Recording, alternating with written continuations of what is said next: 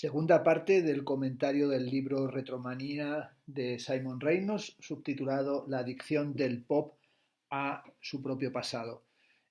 Habíamos terminado en la sesión anterior hablando del esteta pop y de la relación entre música y bricolaje, y Simon Reynolds señala que en cierta medida la retromanía parece como si nos impulsara a volvernos japoneses, y ahí analiza la cuestión del imperio de lo retro y del hipster internacional.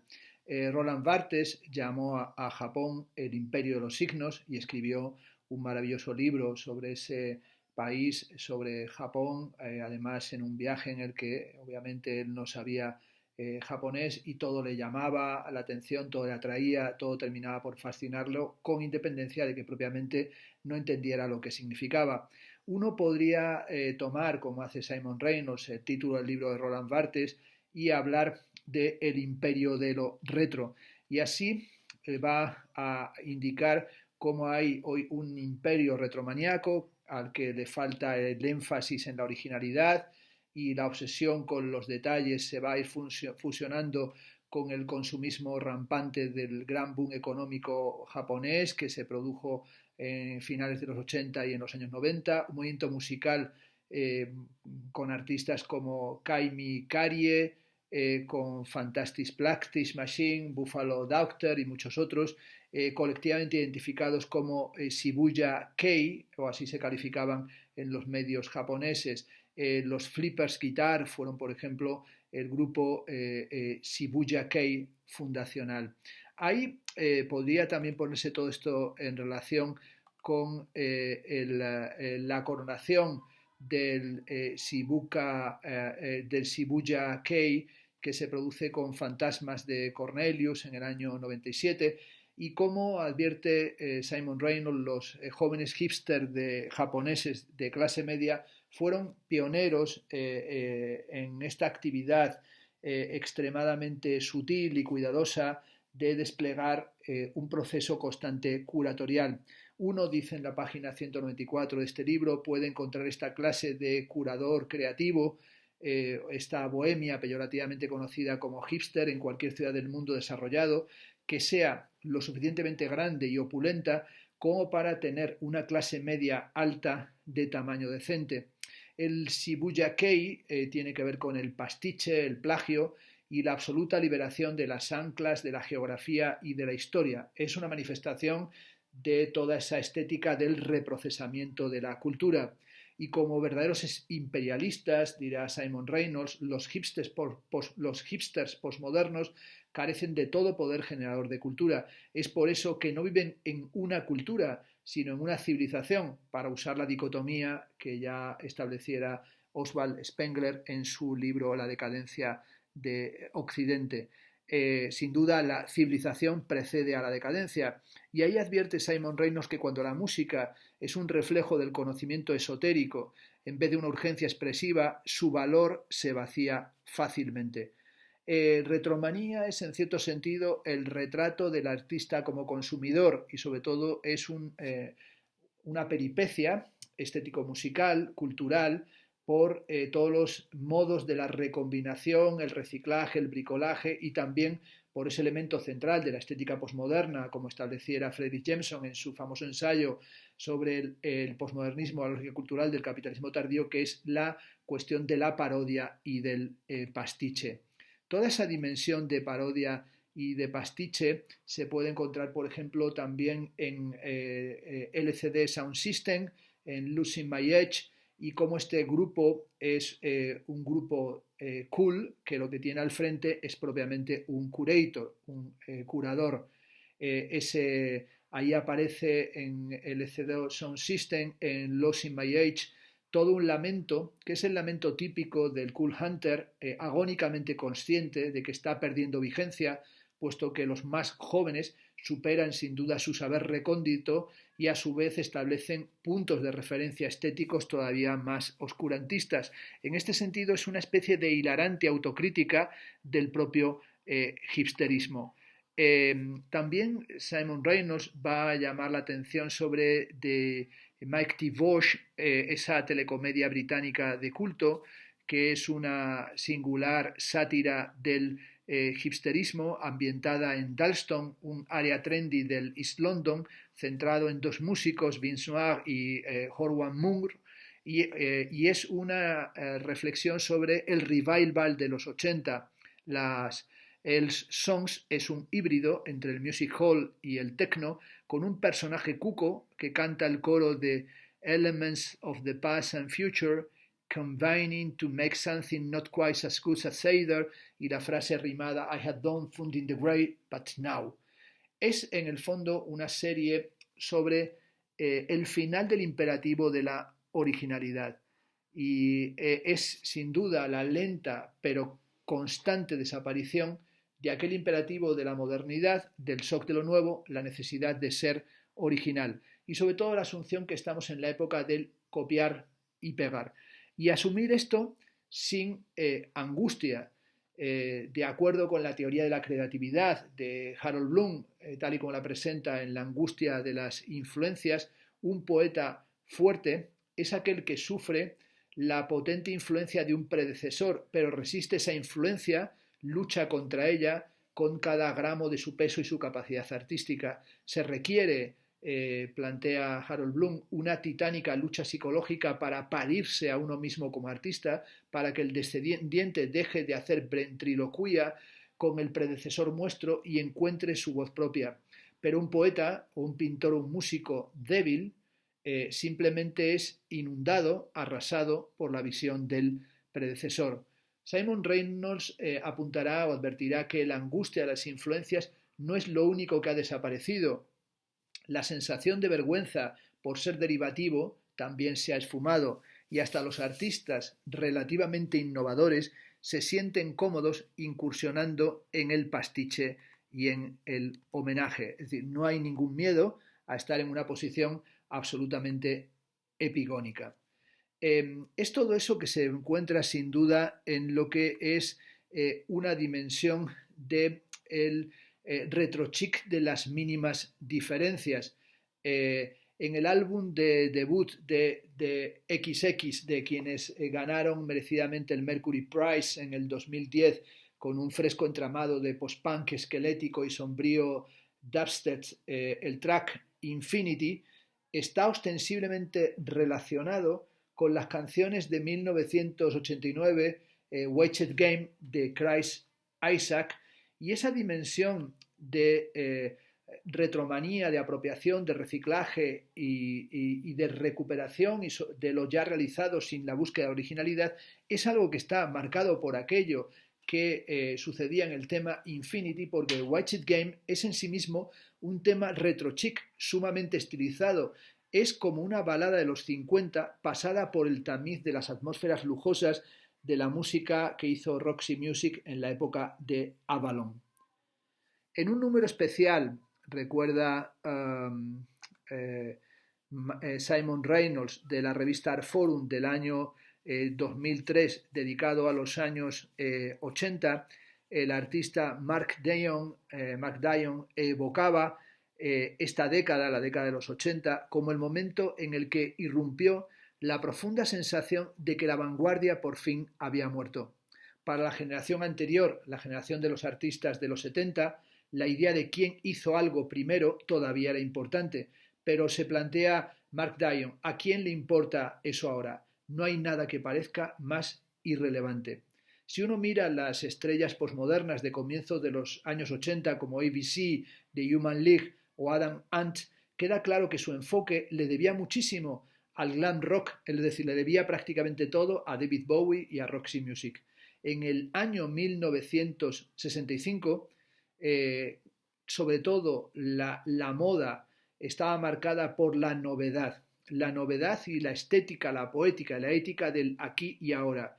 Y una vez el pasado se convierte en el punto culminante y una vez comienza la retromanía, lo que sirven son únicamente las técnicas del corte posmoderno, del pastiche y del reciclado, que comenzaron a inundar y a incidir en la moda mucho antes de que aparecieran en la música pop.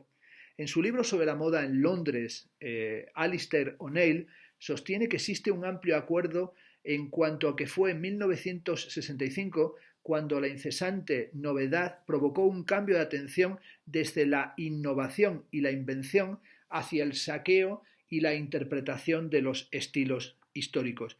Y es ahí donde aparece lo que llamaríamos la cima de la decadencia, que es este momento, como decimos, a mediados de los 60, momento en el que lo ultramoderno devino proto-retro.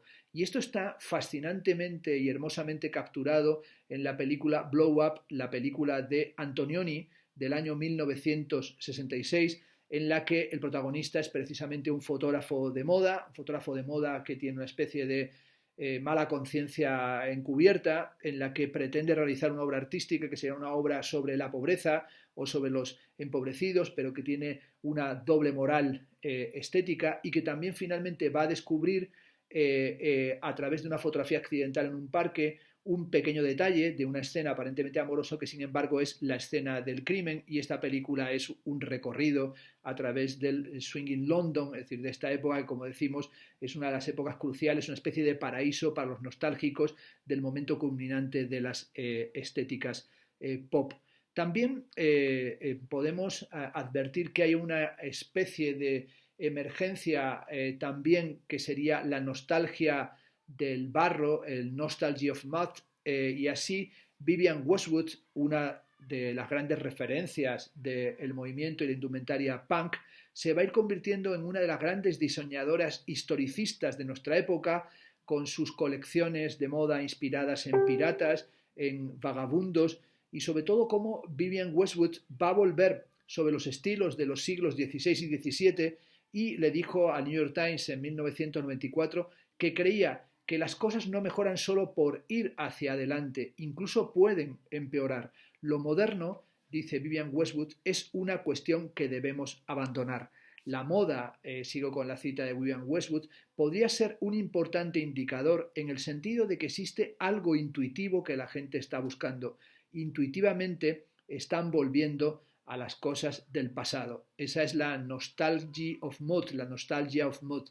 Y esa nostalgia es sobre todo ese momento en el que la moda, que está basada en el cambio, se convierte en una moda que es ya propiamente reciclaje. Es algo que argumentó la periodista de moda Jamie Wolf, en la que señala que hoy el cambio y la búsqueda de novedad han perdido toda importancia. Se encuentra también eso vinculado a todo el interés que hay hoy por el vintage o por la moda vintage. Junto a lo retro, el otro gran desarrollo de la moda de las últimas dos décadas fue lo vintage. Lo vintage tiene que ver con los atuendos originales de un periodo, entendidos como lo opuesto a la ropa nueva de marca o que reformula diseños viejos. La tienda vintage de Londres llamada Pop Boutique tiene este eslogan: no siga la moda, compre algo que ya está pasado de moda.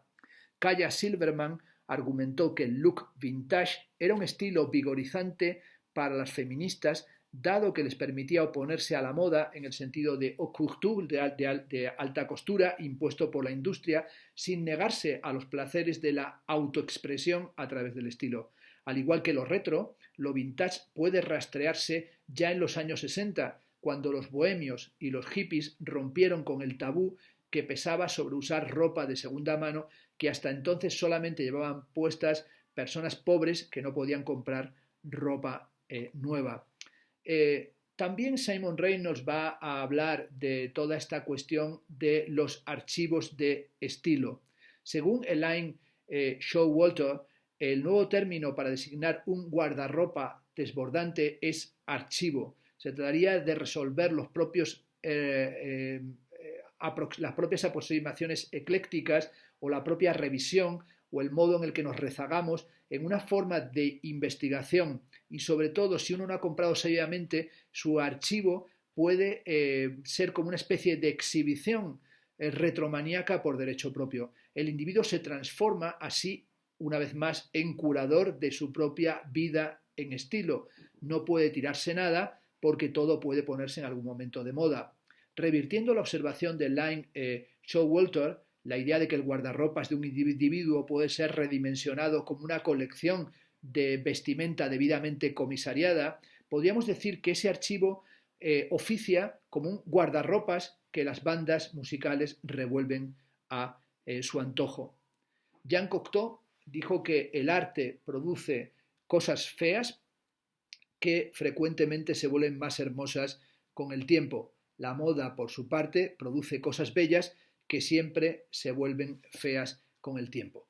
La música pop existe en algún lugar entre la moda y el arte, pero tiende mucho más hacia el lado del arte. Y en ese tender hacia el lado del arte, desde la posmodernidad, ha tendido hacia un arte del pastiche, hacia un juego de las mínimas diferencias. Podríamos pensar en Phil Collins versionando en 1983 el tema de You Can Hurry Love de las Supremes del año 1966 para convertirlo en esta reformulación retromaníaca en un número 1. También podríamos ampliar el espectro de este análisis para entender que lo que está surgiendo con la retromanía desde la sensibilidad posmoderna es lo que se podría calificar como el yo revivalista. El revival, el revivalista, está obsesionado con una época y así dice, aquí estoy yo, esta es mi postura. Al sujetar su identidad en la absoluta y persistente supremacía de un sonido y un estilo, el revivalista se identifica con ello y dice, esto, por más que sea algo decadente y perteneciente al pasado, esto soy yo. La etnomusicóloga Tamara E. Livingston arguye que los revivals musicales generalmente son fenómenos de clase media que construyen una identidad colectiva para aquellos individuos descontentos con aspectos de la vida contemporánea. La nostalgia, advierte en la página 261 de su libro Simon Reynolds, la nostalgia tiene mala prensa, pero puede ser creativa e incluso puede haber una nostalgia subversiva. El hecho de que ciertos periodos de la vida de un individuo o de una cultura son más intensos, más excitantes, simplemente mejores que otros. El impulso de regresar a ellos puede ser en última instancia contraproducente, pero es también perfectamente comprensible. Los movimientos impulsados por la nostalgia pueden funcionar como maneras de atravesar épocas estancadas y de mantener la fe hasta un momento de cambio o de transformación. Y el pasado, en este sentido, puede usarse para criticar lo que pasa en el presente, que es una cuestión que, por ejemplo, sucedió también en el campo de la arquitectura. Habría que recordar la primera Bienal de Venecia de Arquitectura en el año 1980, que fue una bienal que presentó internacionalmente lo que se estaba gestando en la estética arquitectónica, en el lenguaje de la posmodernidad, con aquella novísima Estrada, y la reflexión que va a hacer el comisario y arquitecto Paolo Portoghesi en el libro que se llama La presencia del pasado, o también las reflexiones que hace el historiador Giulio Carlo Argan sobre la importancia que tiene el eclecticismo a través de la propia historia del arte. En esa dimensión de las recuperaciones y del revival, sin duda tiene también importancia qué papel cumple, por ejemplo, el punk, y también darle vueltas a una cuestión importante que sería cuáles son las raíces del punk y también las raíces específicamente reaccionarias del punk. Existe, como advierte Simon Reynolds, una paradoja en el corazón mismo del punk. Este movimiento es, no cabe duda, tal vez el más revolucionario de la historia del rock, pero nació en realidad de impulsos reaccionarios. El punk se oponía al progreso en su famosa fórmula del no future. Estaba decidido a retrasar el reloj para volver al pasado adolescente del rock. Es decir, el punk vuelve al rock and roll de los años 50 y al garaje de los 60. El punk rock también rechazaba la idea de progreso en el sentido filosófico más amplio. Estaba impulsado en cierto sentido por un apetito apocalíptico de colapso y destrucción y tenía una visión, no cabe duda, literalmente desesperanzada de las cosas. De allí el regocijo vengativo con el que Johnny Rotten proclamaba No Future en su tema, en el tema God Save the Queen, Dios salve a la reina. Pensemos en Let It Rock, la tienda de Malcolm McLaren, y ahí ver cómo Malcolm McLaren surge justamente de la que puede ser una de las más reaccionarias de todas las subculturas, esto es, la estética de los Teddy Boys. Y sobre todo esos Teddy Boys que eran la clientela de su tienda, de la tienda Let It Rock, que es la primera de sus tiendas de ropa. Sabemos que McLaren odiaba a los hippies y consideraba que la exuberante pero dura delincuencia de la clase obrera de los Teddy Boys era fascinante y en sí mismo era revivalista y era la que él prefería frente a la mentalidad dulzona y la visión de una paz universal que tenían los melenudos de los hippies. Y también pensemos en cómo va a cambiar el nombre de Let It Rock por el nombre de la tienda, que sería Too Fast to Life, Too Young to Die, y cómo va a orientar la tienda, su tienda de ropa, hacia los rockers y hacia los moteros, inspirados en la película Salvaje de Marlon Brando, y cómo luego la tienda se va a convertir en Sex, que va a abrir en el 430 de King's Road con la mencionada Vivian Westwood, y es la época en la que Malcolm McLaren comienza a ser el manager de la banda de New York Dolls. Y esa lo que define o lo que definió a los New York Dolls y es que, o lo que va a ser interesante es que los va a transformar en los precursores del punk junto a The Stooges. Y sobre todo lo que es fascinante en este grupo es que es más importante la pose que la pericia musical. Los New York Dolls, McLaren, cuando toma contacto con la banda se encontraba en una trayectoria realmente descendente, pero a él le atrae mucho el desprecio que la banda mostraba con respecto a la musicalidad. Lo que le impresionó fue cómo eran realmente malos, es decir, de tan malos incluso eran brillantes. Describiría a Malcolm McLaren el álbum de debut de los New York Dolls como el peor disco que había escuchado en su vida y recordó lo impactado que quedó de ver lo realmente malos que eran. Dice, al llegar al quinto tema de su disco pensé, de tan malos que son espectacularmente brillantes. La motivación primordial que va a encontrar en los New York Dolls y que va a ser el germen del punk es una motivación que tiene algo de igualitario, es decir, es como una especie de un contragolpe contra las big bands, contra las grandes bandas, contra las grandes giras, contra la ostentación de los brillantísimos guitarristas de la época. Y ahí también se podría pensar en Patti Smith y sobre todo en Patti Smith y en los Ramones, es decir, cómo eran Patti Smith y los Ramones los auténticos catalizadores de lo nuevo que se estaba gestando en el CBGB o en el Mass Kansas City. Uno de los alardes más famosos de Patti Smith es esa cuestión del no quiero follar más con mi pasado, quiero follar con la plenitud del futuro, que es parte de la letra de Babelouge, y sobre todo esta idea de cómo Patti Smith aparece como una de las grandes figuras del rock, pero sobre todo una figura que se ha preocupado muchísimo por la historia del rock. Su álbum de debut, Horses, lanzado en noviembre de 1975, fue la chispa que encendió sin duda los fuegos artificiales del punk. Pero la paradoja de Horses es que galopa, dice Simon Reynolds, de regreso hacia el futuro con los ojos firmemente puestos en el pasado. La orientación de Patti Smith Group es hacia la música de los 60 y esa especie de dimensión también retromaníaca de la música de Patti Smith es obvia desde el comienzo. El single de debut Hey Joe de 1964 es un estándar de garage bands, pero el cover funciona principalmente como un tributo, en este caso como un tributo a Jimi Hendrix. Patti Smith es sin ningún género de dudas una de las más grandes estrellas de la música recombinante, de una clase que solamente fue posible cuando el rock se volvió autorreflexivo, como también es una figura de la reconfiguración y del rock autorreflexivo, indudablemente David Bowie.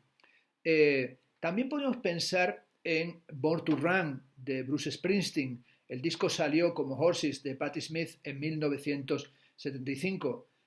Simon Reynolds en la página 277 de su libro dice que ahora resulta difícil de creer, pero en los inicios de su carrera Bruce Springsteen era considerado como un punk. Landon Wiener observa que Bruce Springsteen ha asistido a las mejores escuelas del pop. Es un músico que sin duda respeta a sus mayores, tiene las mejores credenciales y sostiene los estándares más elevados. Como todos los epígonos respetuosos, aquí podríamos entender esto de epígono respetuoso en el sentido blumiano, amenaza con convertirse en un músico que genera un aburrimiento soporífero, pero Born to Run es sin duda el monumento total a la ortodoxia del rock and roll. También podríamos pensar en los Ramones y cómo la ironía y el humor negro que impulsaba era lo que impulsaba a los integrantes del grupo, a pesar de ser judíos, jugaban con el imaginario nazi en canciones como Beat Cry Bob y Today Your Love, Tomorrow the World, cuyo título original era I'm a Nazi Baby. Los Ramones y Patti Smith, lanzados con un mes de diferencia en el pasaje de 1965 a 1966, crearon sin duda una fisura gigante en la historia del rock y es sin duda esa fisura que marca el comienzo del punk. Pensemos también en los Sex Pistols y en los Clash, que son como aquello que marcan un signo fundamental en la música, que es la emergencia de la incompetencia como una virtud. La actitud, la persona, dirá en la página 281 Simon Reynolds, y los gustos de Johnny Rotten, no le gustaba el rock and roll ni la música de los 70 en general, pero amaba el reggae y el crowd rock, abrieron más posibilidades que el sonido de los Sex Pistols, por muy poderoso que fuera. Los Clash introdujeron una nueva clase de contenido político y realismo social en el rock. McLaren aportó conceptos situacionistas, pero su desdén por la musicalidad fomentó la idea de que la incompetencia podía ser una virtud y contribuyó por ende a la explosión de la cultura del do it yourself. En el vacío posterior al punk de finales de los 70 y principios de los 80 surgieron revivals de toda índole, el ska, el rockabilly, el soul de los 60, la psicodelia, el híbrido country punk conocido como cowpunk y muchos más. La vanguardia y la retroguardia, este término pertenece a Elizabeth Guffey, compartían un temperamento similar, un temperamento absolutista, fanático, indagador.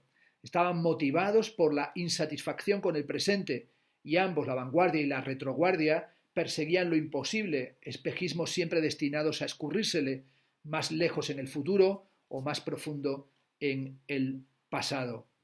El retropunk, por ejemplo, es también fundamental como manifestación del revivalismo, ese revivalismo que tiene uno de sus ideólogos en Billy Childish, que es el exponente del retropunk británico y sobre todo con esa gran influencia de la segunda ola del revivalismo garage que llegó al mainstream a comienzos del 2000 con The White Stripes y The Hives. Aquí se trata de reutilizar la estética del do it yourself, hazlo tú mismo. Para Childish, la clave radica en liberar el proceso creativo y en hacerlo rápido, ya se trate de grabar un álbum en pocos días o de pintar un cuadro en 15 minutos, quizá en 20 o a veces en 3/4 de hora. Lo más fascinante es que mientras emprendía una cruzada a favor del rock and roll fundamentalista, Childish también cofundó una especie de movimiento artístico retro que es el stuckismo. Stuck proviene del verbo to stick, que es en una de cuyas acepciones significa quedar atascado. El stuckismo es una rebelión contra el conceptualismo trendy y contra las provocaciones del Brit Art de los Young British Artists. Childish y Charles Thompson arremetieron, por ejemplo, salvajemente contra la exposición Sensation que se hizo en la Royal Academy y que luego viajó a Brooklyn con grandes escándalos. El stuckismo defendía a rajatabla el valor permanente de la pintura figurativa, rechazaba cualquier arte que no involucrara pigmentos o lienzos, telas clavadas en bastidores, se oponía a las instalaciones, los vídeos, los ready-mades, el arte performativo, el body art, todo eso le parecía pura basura. Así, Childish advertirá que los artistas que no pintan no son artistas, y en el Stuckist Manifiesto, en el manifiesto stuckista, se advierte que el arte que tiene que estar en la galería para ser arte no es arte. En definitiva, el stuckismo se oponía a todo lo que descendía de Marcel Duchamp. En síntesis, los estuquistas eran anti-arte. Es algo que está muy cerca de posiciones retro y posiciones también conservadoras, reaccionarias o anacronísticas, y tiene que ver con toda esa resistencia a la contemporaneidad que se encuentra en posiciones como la de Avelina Lesper, y también se tendría que poner en cuestión toda esa defensa de lo pictórico frente a las tendencias de ese arte VIP, como lo califica Avelina Lesper, o también si tiene que ver con esto la cuestión del amparte. Y en el estuquismo eran pro arte de lo que consideraban autenticidad, expresión, visión, autodescubrimiento, catarsis, angustia y espiritualidad. Childers y Thompson celebraban así la pintura figurativa como una forma de expresión primordial que databa de las cuevas de Lascaux. Bueno, esta es una cuestión que aparece con frecuencia, que es esta idea de la pintura como un arte originario y como un arte que no degenera, como el arte de las instalaciones, del performance, de las fotografías y de los vídeos, porque viene de la prehistoria, lo que revela en muchos casos una mentalidad que es en sí misma regresiva, prehistórica, por no decir directamente cavernícola. Una de las cuestiones que, como hemos dicho, va a hacer Childers es atacar a el mundo del Brit Art, de los jóvenes artistas británicos, y sobre todo Childers manifestó que quería hacer pedazos el famoso tiburón de Damien Hirst. También podemos entender que en estas posiciones retromaníacas y que buscan la autenticidad, la expresión, el autodescubrimiento, la catarsis, era una posición nostálgica, pero en realidad era una falta de conciencia que la nostalgia ya era antigua.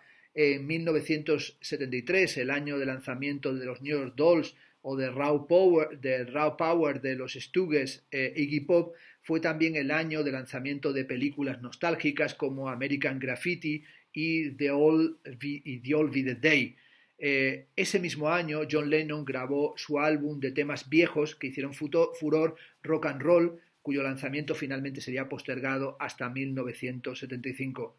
En los primeros años de la década de los 70, advierte Simon Reynolds en la página 298 de su libro, la cultura pop estuvo principalmente definida por ese anhelo de retorno a los años 50.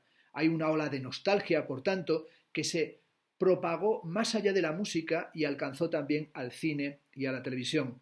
A decir verdad, el revival había comenzado antes de que empezara la década de los 70, ya en 1968. Irónicamente, el retorno al rock and roll, que es, en cierto sentido, una reacción contra Sgt. Pepper's y contra la artificación del rock, es decir, contra el rock arty, fue iniciado por los propios Beatles con Back in the Years. Y esta dimensión de Back en la Unión Soviética y su pastiche de Back es un pastiche de Back in the USA de Chuck Berry. El rock and roll tiene, y es una síntesis que hace Simon Reynolds, en cierta medida el carácter de una industria de la nostalgia. La nostalgia de los 50 se fue intensificando a medida que el desalentador y deprimente estado general de incertidumbre iba profundizándose en los primeros años de la década de los 70.